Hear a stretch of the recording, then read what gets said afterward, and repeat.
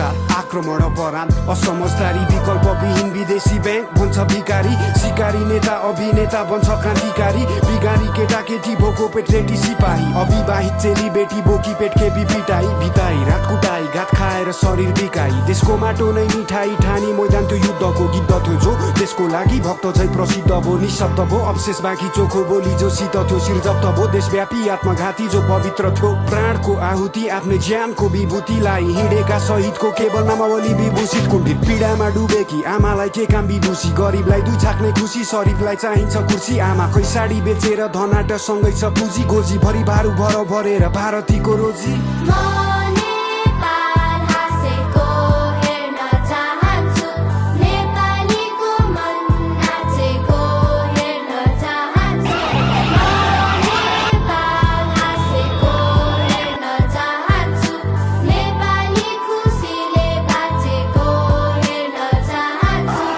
एउटा सुन्दर बगैँचा होस् रङ्गी चङ्गी फुलहरू हरेकलाई समान बलैँचा होस् सादर हरेक फुलहरू अनुकूल प्रतिकूलहरू चिन्ता गर्ने भावना Reports of protesters being killed and over 100 injured in police firing in the Nepalese capital Kathmandu.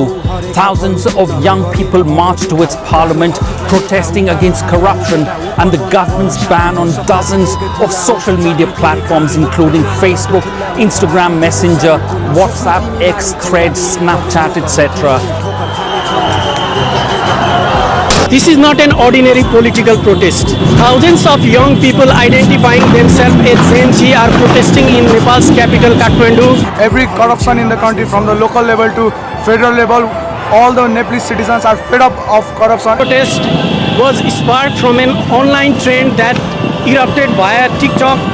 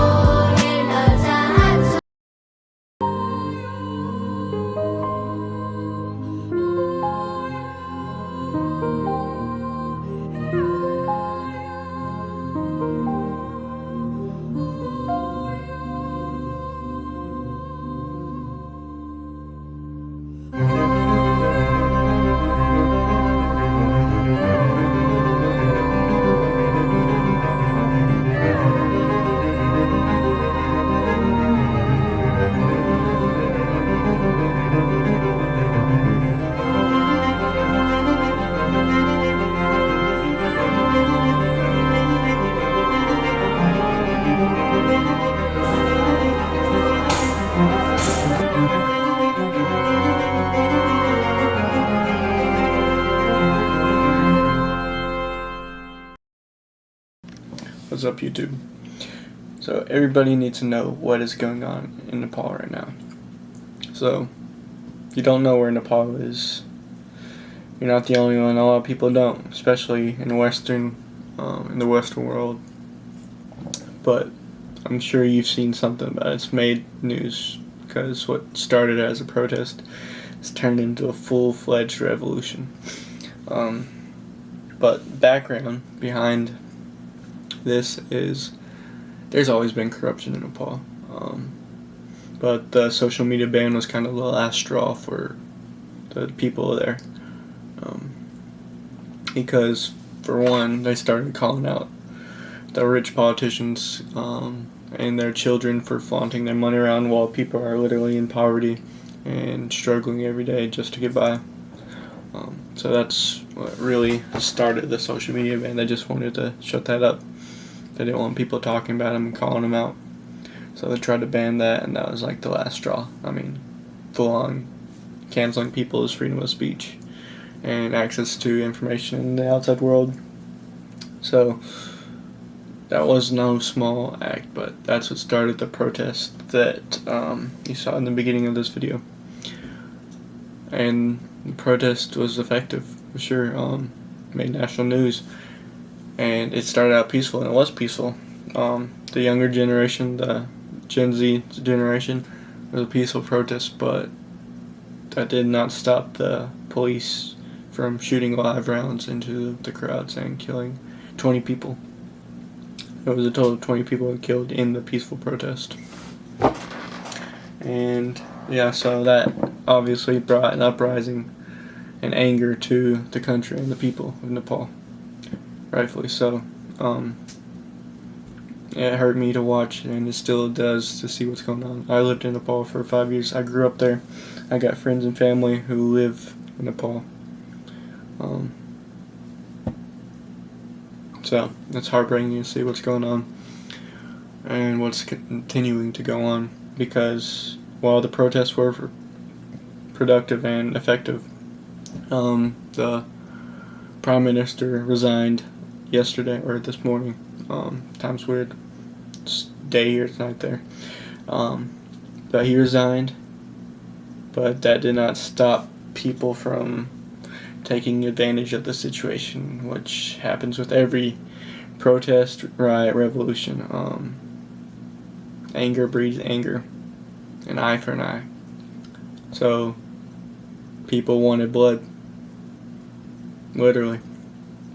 So they went to the streets, they rioted, they burned down cars, buildings, and just recently they burnt down the capital of Nepal, which is horrible, because that held all the information and data of the Nepali people and was a historical monument, and just, it had nothing to do with the corrupt politicians. It hurt every Nepali person just as much as it hurt the politicians. So a lot of people disagree with that, and rightfully so. Some agree with it. I don't know. But I do disagree with them burning down politicians' house and burning people alive. I just saw that they burned down the previous prime minister's house, and the wife and child were still in the house and burned alive. So that's no better than the corrupt politicians. But that's not the young generation that protests. That's just people taking advantage of an equitable situation and throwing their anger out and being violent and looting and stealing and chaos. While corrupt politicians need and have to be taken out, there has to be leadership, and that's what Nepal needs right now. And that's what they're pushing for. A lot of my friends are pushing for. And all this information I'm just getting from posts from my friends, and I've texted and called my friends over there. Actually, a school building right behind our house where we lived was burnt down to the ground. My friend texted me last night, sent me a video right here. Literally right behind our house. Right in front of my friend's house. That's Ulan's building. त्यहाँ पनि युलन छ.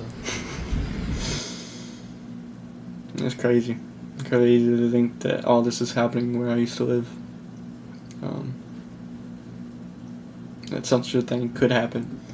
Like, this is not just a protest. This is life-changing, historically changing. This is a revolution. And, I mean, I agree with the revolution. Change had to happen. Corruption has always been bad in Nepal.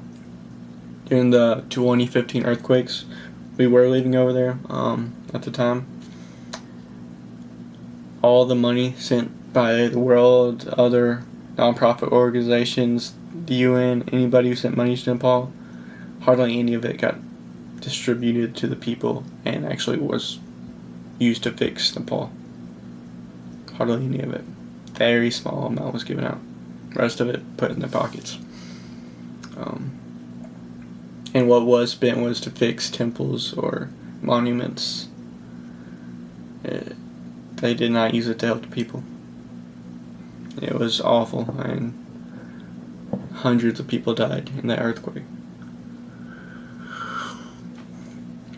But I just hope that they find new leadership, that they can choose a leader that will lead Nepal into a better direction and I hope that Nepal rises to the country that it is. The people rise to the people that they are, because they're not what I am seeing right now. They are what I saw yesterday, protesting, but not burning down people, houses, burning people alive. I don't believe that. But Nepal will rise from the ashes and will be better, bigger, better, stronger than before. I truly believe that. But yeah, I wanted to make this video. I'm gonna take videos from all over the internet and kind of combine them and kind of give an informative visual of what is going on, because unless you are following people or constantly watching the news, or you're not really seeing what's going on in Nepal, not in America. Like, I'm constantly seeing it because I got lots of people I follow from Nepal and friends, but I haven't seen any other Americans or anybody, even in this Western Hemisphere, posting much about Nepal. I've seen a few TikTok creators post about it, and a few YouTubers and news outlets are posting about it. I am glad and grateful for the coverage it did get, because it did get out quick and lots of people did respond to it and post about it, which is good. But yeah, so I just wanted to give this update, wanted to make this video, and just pray for Nepal. If you have family or friends in Nepal, check up on them. Try to stop. Just all you can really do is post and try to stop people from causing more damage and destroying the revolution that it was. But there's not much you can do. People are people. An eye for an eye will lead the whole world blind, which is very accurate. But with that, I'm going to end this video. Stay informed. I can't believe what's going on. Yeah. Sad. But sorry for the sad video. Just wanted to update people and kind of give my thoughts on this situation. But yeah, I'm going to end this video here. Peace.